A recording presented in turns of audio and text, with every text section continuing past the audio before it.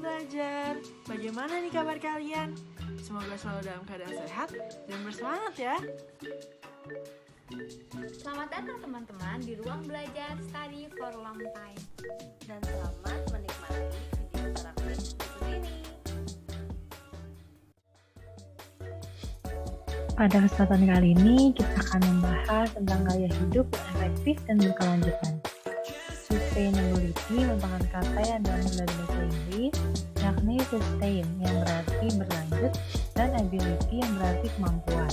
Jadi kata sustainability juga dapat diartikan dengan keberlanjutan dalam bahasa Indonesia.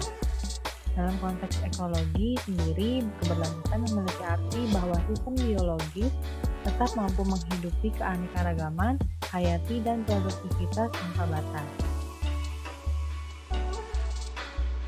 Lalu ada aspek dan topik pembangunan berkelanjutan.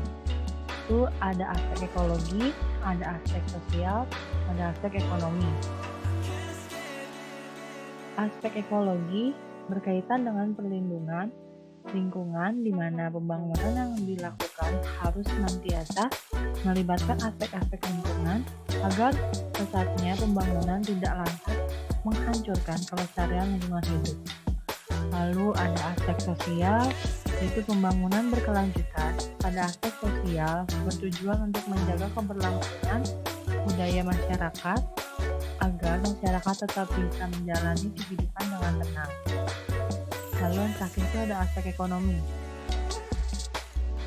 Aspek ekonomi ini berhubungan dengan pertumbuhan ekonomi serta mencari cara untuk bagaimana memajukan perekonomian dalam jangka panjang tanpa harus menghabisi modal alam. Lalu selanjutnya itu ada 3 prinsip pembangunan berkelanjutan. Yang pertama ini ada integrasi aspek ekologis dan aspek ekonomi dan sosial ke dalam suatu sistem yang seragam merupakan kebutuhan dasar. Situasi ini membutuhkan integrasi sebagai prinsip dasar keputusan konsumen, membalikan fakta bahwa ekosistem dapat dibebani hanya sampai batas tertentu. Lalu yang kedua itu ada konteks wilayah, merupakan salah satu dimensi cara pembangunan berkelanjutan yang perlu dipertanggungjawabkan. Nah, kegiatan ini di tingkat lokal mempengaruhi perkembangan nasional dan global. Pembangunan wilayah tertentu juga dapat terjadi di berbagai belahan dunia dan menghasilkan hasil yang serupa. Lalu yang ketiga, ada pembangunan berkelanjutan juga merupakan dimensi waktu, melihat ke masa depan dan juga ke masa lalu. Lalu selanjutnya ada tujuan pembangunan berkelanjutan yang saling bertentangan. Pembangunan yang berkelanjutan dan efektif membutuhkan orang-orang yang siap untuk berpartisipasi secara aktif dalam proses sosial, terbuka untuk dialog, dan juga membuat keputusan berdasarkan akses informasi yang didapatkan. Tetapi, seringkali sikap seperti itu bertentangan dengan gagasan banyak konsumen yang memiliki prinsip untuk tidak peduli pada lingkungan sekitar. Lalu selanjutnya ada mempelajari sikap konsumsi berkelanjutan di kehidupan sehari-hari. Nah, dalam mempelajari sikap konsumsi berkelanjutan di kehidupan sehari-hari terdapat 3 strategi. Itu yang pertama ada efisiensi, lalu yang kedua ada kecukupan, lalu yang ketiga ada konsisten. Nah, efisiensi ini bertujuan untuk mengurangi efek ekologi, sosial, dan ekonomi negatif dengan mengoptimalkan produk dan layanan. Lalu yang kedua ada kecukupan. Nah, kecukupan ini bertujuan untuk memperlambat pertumbuhan ekonomi dengan membatasi pemanfaatan sumber daya dan masukan energi. Lalu yang ketiga ada konsistensi. Nah, konsistensi ini bertujuan untuk mengatur proses ekonomi dengan cara yang lebih baik disesuaikan dengan situasi alam. Nah, selanjutnya ada sikap berkelanjutan dari perspektif khusus gender. Gaya hidup yang berkelanjutan dapat menyesuaikan masyarakat dengan alam, miskin dan kaya, generasi yang satu dengan yang lain, dan secara umum dengan semuanya.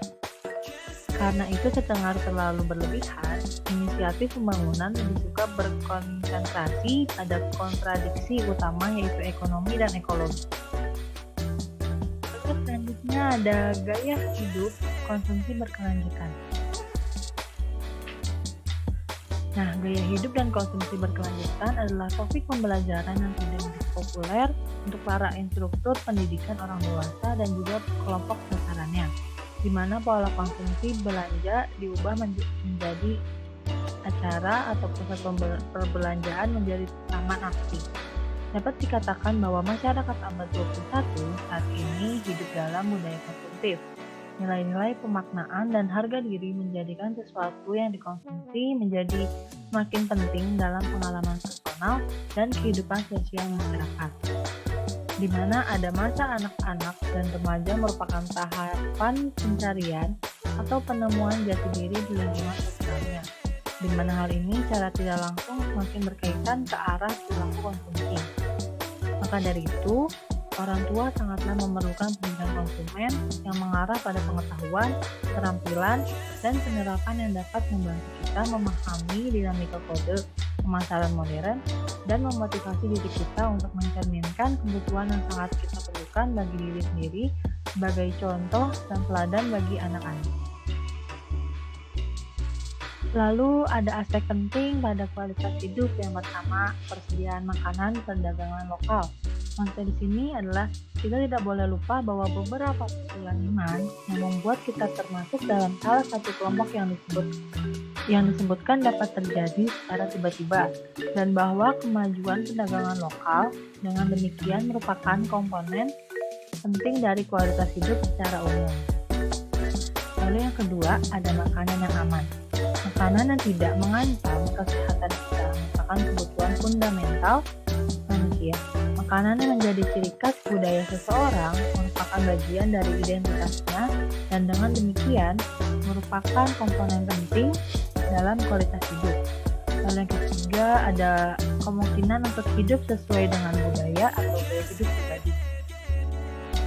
Hidup sesuai dengan tradisi budaya sendiri tidak hanya merupakan hak asasi manusia, tapi juga merupakan komponen penting dari kualitas hidup. Nah, lalu yang keempat itu ada sandang atau fashion. Nah, sandang atau fashion ini merupakan kebutuhan primer seperti tempat tinggal dan makan. Area ini pasti menawarkan pilihan untuk menjadi kualitas daripada kuantitas. Lalu yang kelima ada oase kesejahteraan. Nah, oase kesejahteraan ini ialah membuang akses bebas ke alam yang tidak tergantung adalah salah satu kerinduan dasar manusia. Tidak hanya alam, tetapi juga tempat di mana kita bisa beristirahat dan bersantai itu penting dan membutuhkan partisipasi aktif. Lalu yang keenam ada area hidup.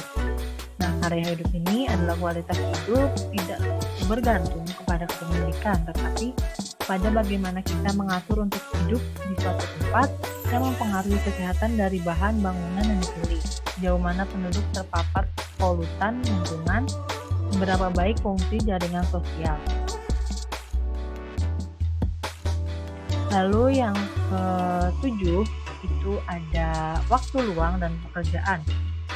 Nah, bekerja sama waktu senggang dapat mengarah pada perbaikan sosial dan kontribusi pada gaya hidup budaya baru.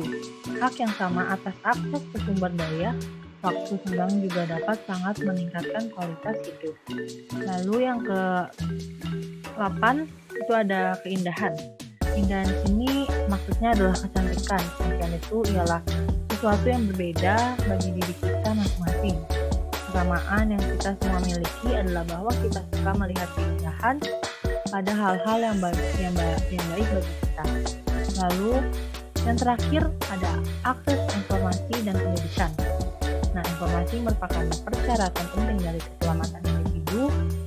Di banyak bidang kehidupan sehari-hari kita bergantung pada akses ke informasi.